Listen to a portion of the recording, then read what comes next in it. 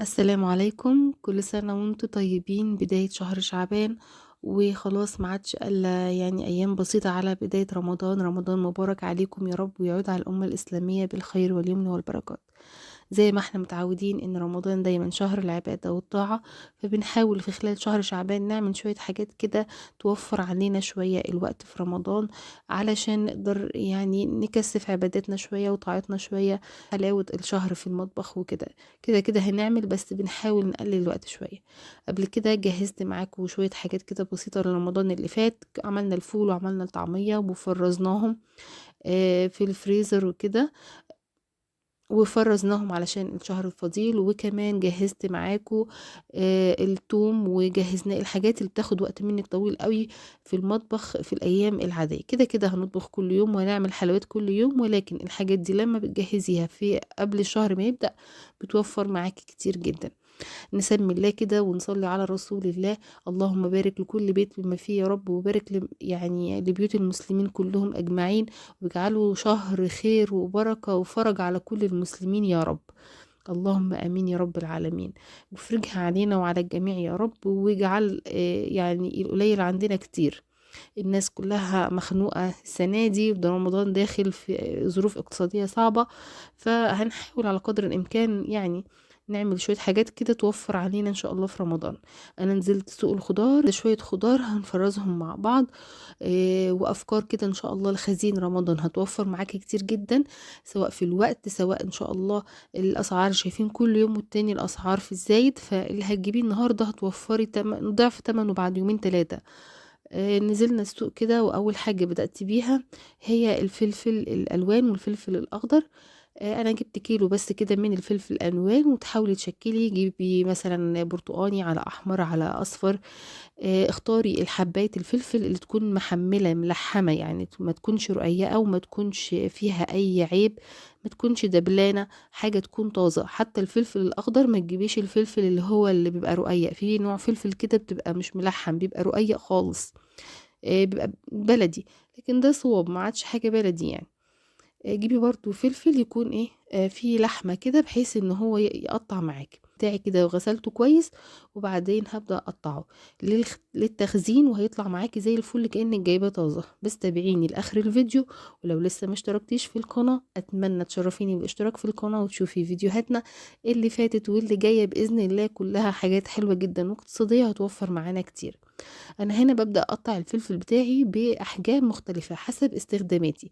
يعني اول شكل قطعته مربعات عشان الشيش طاووق، وعشان انا طبعا ما بعملش شيش طاووق كتير، قطعت يعني كمية صغيرة بس من ده، وشوية كده جوليان او جوانح كده للشاورما وللحاجات اللي هي محتاجة الفلفل بالشكل ده.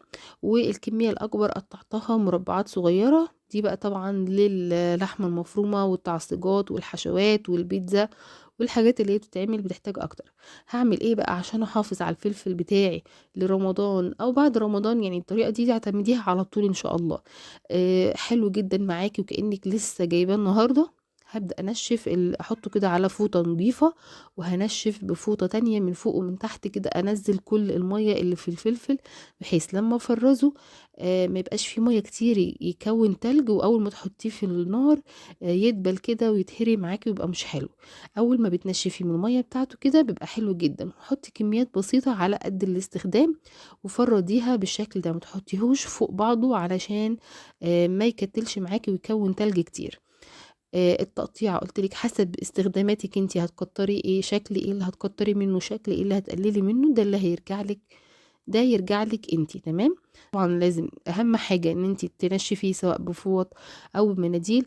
شايفين كميه الميه اللي خارجه من الفلفل، شكل الفوطه اساسا بعد ما انا خلصت يعني خلاص يعني اتغسلت على طول، لان كانت شاربه كميه ميه، والفوط بقت ميه خلاص في ايديا. ولكن شكله بقى في الفريزر بيبقى تحفه جدا. شايفين الفوطة مية ازاي؟ ده بيحافظ لي بقى على الفلفل وبيديله عمر طويل. هستخدمه ازاي وهو زي ما هو كده؟ يعني ما بسيبوش يفك ولا حاجة. انا محتاجة شوية فلفل، بدل نشفتيه من المية مش هيكتل معاكي في الفريزر ولا حاجة. هنا بكده بوريكم ازاي بقفل الاكياس، بطلع منها الهواء كويس قوي، وبعد كده ببدأ افرد الفلفل بتاعي في قلب الكيس. كويس جدا كده. الكيس معاكي تحفة طول السنة، الفلفل طازة، هتطلعيه ساعة الاستخدام على الاستخدام على طول، ما تسيبوهوش بره مثلا نص ساعة ساعة يفك. لا هو مش هيبقى ميه ولا حاجه، احنا منشفين الميه اللي فيه، ولكن الافضل هتطلعيه من الفريزر متفرز، هتحطيه في الاكل على طول، هيبقى معاكي تحفه. شايفين شكل الاكياس؟ انا شلت منها الهواء تماما اهو، وقفلت عليها، لا فيها ميه ولا فيها هواء. كده الفلفل معاكي طول السنه مقرمش وفريش وطعمه حلو في الاكل، وكأنك لسه عاملاه. وفرنا وقت ووفرنا مجهود ووفرنا كمان فلوس. اتمنى لو لسه بتتابعوني لحد دلوقتي، معلش الفيديو النهارده طويل، ولكن في افكار كتيره جدا ان شاء الله تعجبكم وتوفر معاكم كتير وهتريحكم كتير في رمضان. تابعوني لاخر الفيديو وقولوا لي رايكم في الكومنتات، ولو انتوا بتفرزوا حاجه تانية عرفوني عشان نساعد بعض كده. دي الحاجات اللي انا بعملها بالاضافه للحاجات اللي قلت عليها في اول الفيديو. تاني حاجه جهزتها معايا وهي البسله، جبت كده 5 كيلو من البسله وقشرتهم، كان فيهم كام حبايه لوبيا كده، قطعتها برضو معاهم. وهنا في حلة كده على النار حطيت مية، وأول ما غليت حطيت فيها كده نص معلقة من الملح، وبدأت أنزل بالبسلة بتاعتي. في حلة تانية جنبها كده مية وحطيت فيها قطع من التلج. أول ما البسلة بتاعتي بدأت تفور كده، يعني غلوة واحدة بس، أنا مش بغليها ولا بسويها، هي مجرد ما بتسقط في المية، المية بتفقد حرارتها، بستنى لما ترجع تاني حرارة المية تاخد غلوة على وش المية، انشلها واحطها في ميه بتلج. وبعد كده مجرد ما التلج ساح معايا طلعتها، بردت معايا عشان ما تستويش وتطلع معاكي ريحه في الفريزر، او لما تيجي تطبخيها تقولي طعمها مغير. بالعكس طعمها حلو جدا ولونها كمان يعني بيبقى احلى. هنا غيرت المية، طبعا انا سخنت، حطيت مية جديدة بشوية تلج. وبرضو البسلة بتاعتي اول ما خدت فورة واحدة بس، يعني او حتى ما تستنيش لما تفور، لما تحس ان المية بدأت تسخن حواليها ولون البسلة معاكي زهزه كده وخضرت وحلوت، تقومي نشلها كده، حطها في المية بتلج، ثواني تقلبتين كده مع التلج لحد ما تبرد، وتقومي بسرعة نشلاها ومصفياها على صينية. دي احسن طريقة انا جربت افرز بيها البسلة، بتفضل طعمها حلو طول السنة. بعد كده طبعا لازم الجزر معايا، انا مضمنش ان انا مثلا وانا بطبخ بسلة ما يكونش عندي جزر، فبخزنها بالجزر بتاعها. بجيب الجزر وبقشره بالقشارة، بتسهل عليا جدا وبتعمله بسرعة قوي. انا كمان مسرعة الفيديو علشان ما اطولش عليكم، لان حبيت اجمع لكم افكار كتيرة جدا في فيديو واحد بحيث تستفادوا منها. بس معلش سامحوني الفيديو طول مني، ولكن يعني ده شغل، بصوا ده شغل اسبوع مثلا او 10 ايام، ولكن انا جمعته لكم في فيديو واحد. فاتمنى ان انتوا تدعموني وما تنسوش اللايك والاشتراك في القناة، لان بجد والفيديو ده تشيروه وتحطوا لي كلام حلو كده يشجعني، لان بصراحة انا تعبت على الفيديو ده كتير. قطعت الجزر وخلطته على طول بالبسلة. بقول لكم هنا ما تسلقوش الجزر، في ناس بتسلق الجزر وتحطه، لا تسلقوه ولا تشوحه ولا تعملوا فيه اي حاجة، زي ما هو كده. دي طريقتي من سنين في تخزين البسلة، وبطبخها كل اللي ياكل بسلة عندي بصراحة بتعجبه جدا، الحمد لله يا رب. البسلة بتاعتي مميزة، الجزر زي ما هو بيطلع معاكي زي الفل وتمام، التلج بس لوحده كفاية عليه بيسوي. طبعا انا بدأت هنا اجهز بقى الخضار، انا مثلا بحتاج حسب احتياجاتك انتي وحسب الاكل بتاعك. انا مثلا بحتاج نص كيلو خضار في اليوم، فجهزت بدأت اوزن الاكياس بتاعتي، اخرج منها الهواء كويس واربط عليها واحطها على جنب. تمام. 5 كيلو بسلة صفوا معايا على 3 كيلو، حطيت عليهم كده كيلو جزر، بقوا 4 كيلو بسلة بالجزر. قسمتهم كده نصاص، وانت تقسمي طبعا حسب احتياجاتك وحسب اكلك في البيت، وهتبقى معاكي بالشكل ده جاهزة في ثواني، هتطلعي الكيس تطبخيه زي الفل. بسم الله ما شاء الله، اللهم بارك يا رب لكل واحد في رزقه. انا جبت هنا كده القلقاس، وده الموسم بتاعه، واحنا الحمد لله رمضان جاي واحنا في الشتاء ولسه موسم الخضار موجود. كل الحاجات دي موجودة في السوق ومتوفرة بسعر كويس جدا. انا جايبة القلقاس ب15 جنيه، وكنت جايبة برضو البسلة ب15 جنيه. بختار بقى القلقاسة كده اللي تكون لونها وردي وتكون حجمها صغير، ما بختارش القلقاس الكبير وتكون مدورة. انا بحب اجيبها كده، قشرتها هنا يعني بعد ما اتقشرت يدوب على قد كفة ايدي كده، انا امسكها بكفة ايدي حلو. قشرت القلقاس طبعا تقشيره معاناة ولكن استحمله، وبعدين بعيد عليه بعد ما يتقشر وامسكه بقى اغسله كويس تحت الحنفية. القلقاسة بس من بره بغسلها كويس مكان التقشير وكده، وبفوطة حلوة كده ونشفيها واعملها شوية مساج كده ودلعي القلقاسة. احنا ملناش بركة الا القلقاس يعني. بصراحة من اكتر الحاجات اللي انا بحبها في الخضار يعني خالص. انا بحب اعمله بالصلصة قوي، ولادي بيحبوه بالصلصة اكتر من السلق. فانتوا بقى بتعملوه ازاي؟ كل واحد كده يكتب لي في الكومنتات انتوا بتعملوا القلقاس ازاي عندكم، طريقتكم في حفظ في طبخ القلقاس ازاي. يعني شفت طرق كتيرة جدا ليه. لو حابين ان انا اطبخ لكم القلقاس بطريقتي، بصراحة طريقة مميزة جدا ومشفتش حد بيعملها. لو حابيني اعملها لكم على القناة يا ريت تكتبوا لي في الكومنتات وانا ان شاء الله اعملها لكم في فيديو. دي طريقة تقطيعي كمان في القلقاس، بقسم القلقاس 2 بالشكل ده، وبعد كده بقطعها صوابع وبعد كده مكعبات. في ناس بشوفهم بيطبخوه صوابع زي البطاطس، ولكن طبعا القلقاس مميز بمكعباته الجميلة. بعد ما خلصت الكمية بتاعتي، بسم الله ما شاء الله اللهم بارك يا رب، واجعلها كده بألف هنا اللي ياكل منها. بحطها كلها كده في صينية كبيرة وبرش عليها معلقة كبيرة من الملح وعصرتين ليمون. ما عدتش بغسل القلقاس تاني يا جماعة، القلقاس ما بيتغسلش تاني بعد التقطيع، هي غسلة واحدة بس بعد ما القلقاسة تتقشر. وبعد كده بقطعه بقى على قطاعة نظيفة، وبعدين بحط له الملح وبحط له ليمون، معلقة ملح واحدة وليمونتين كده كبار على ال4 كيلو قلقاس. بيحفظوه جدا وبيفضل لونه فاتح وحلو جدا طول السنة. بس الفكرة بحط الكمية اللي احنا هنحتاجها في الأكل بتاعنا، واخرج الهواء كويس جدا من الكيس، واجي على آخر الكيس من فوق كده وأربط، وبعد كده افتح القلقاس بتاعي اهوله واوسع له مكان. ليه انا بعمل الحركة دي في الخضار؟ علشان لما اطلعه من الفريزر واحتاجه يفك معايا على طول، ما يبقاش مكتل، وكمان ما ياخدش معاكي مكان في الفريزر، تقدري ترصيه كده فوق بعضه فوق بعضه، ما ياخدش معاكي مكان، وتلاقيكي مطلعاه كده محجر كده فوق بعضه. لا كده هيطلع معاكي بسهولة جدا، هيفك معاكي، مش هياخد وقت لما تيجي تطبخيه، وهيطلع معاكي زي الفل. شايفين لونه وشكله؟ انا طبعا مصوره الفيديو ده على ايام، يعني كل ده طبعا مستحيل، انا مش سوبر وومن يعني عشان اعمل كل ده في يوم واحد. ف صورت لكم القلقاس بعد ما اتجمد اهوت وطالع من الفريزر، كان قاعد له حوالي 3 4 ايام، لونه وشكله تحفه. خزنا قلقاس يبقى لازم نخزن خضره. انا زي ما قلت لكم احنا مش بنحبه بالسلق، احنا بنحبه بالخضره. فطبعا كزبره وشبت وبقدونس هبدا طبعا معاكم دلوقتي اخزنهم وتحافظوا على لونهم طول السنه.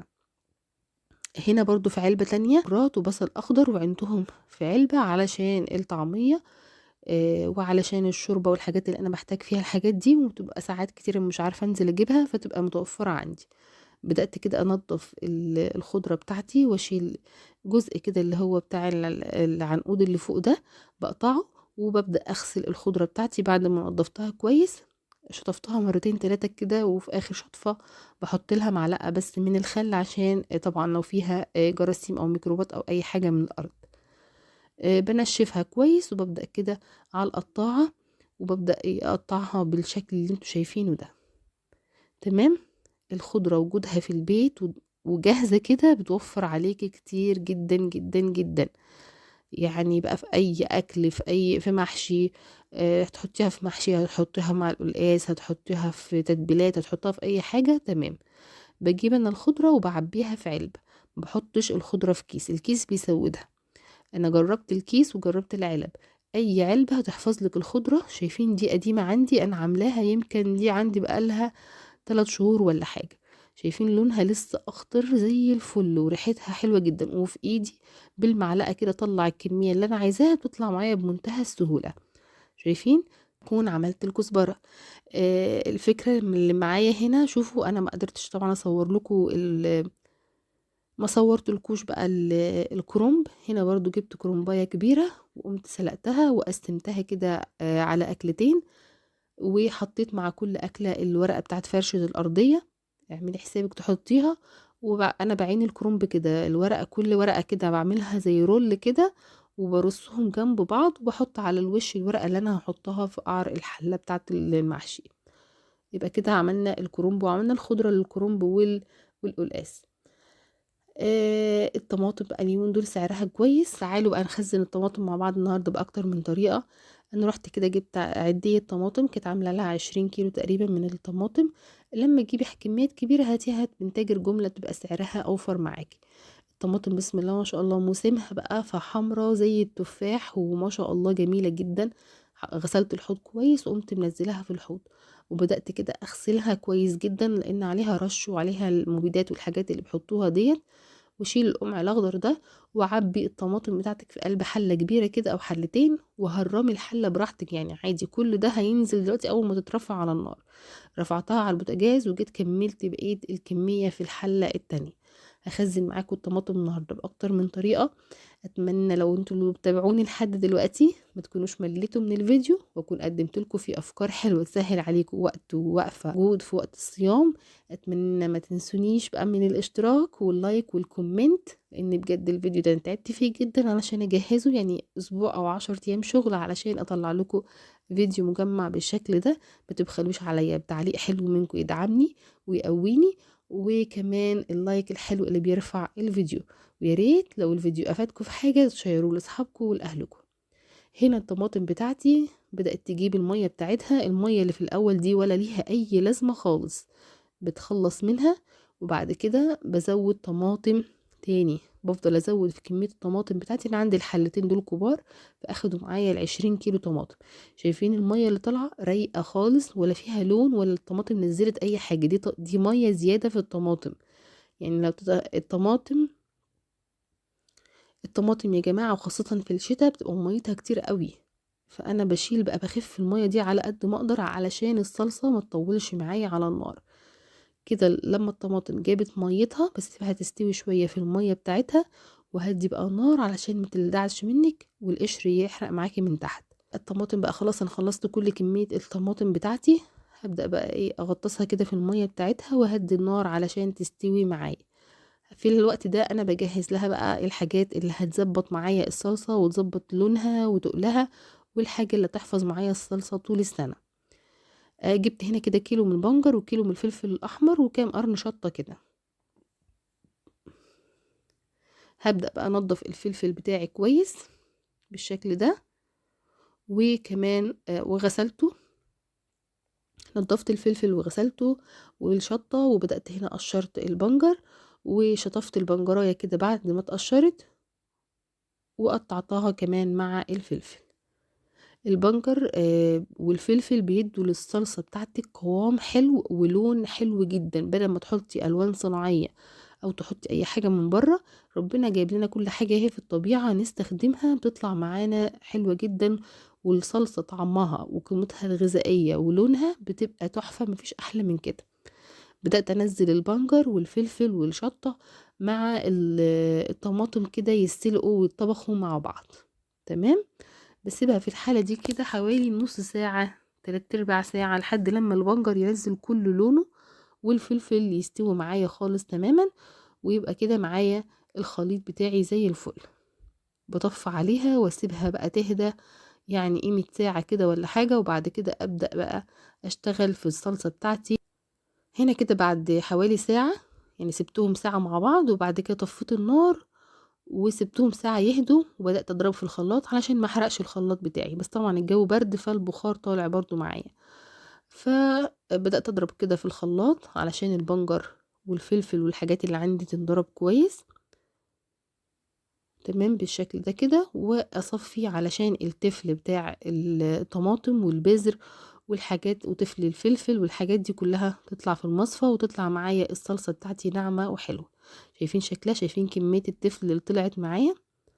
في المرحلة دي بقى انا ممكن اخزن الطماطم بتاعتي زي ما هي كده. شايفين لونها؟ والبنجر مخليها تحفة، وكمان البنجر بيخلي طعم الاكل حلو قوي يا بنات ومسكر.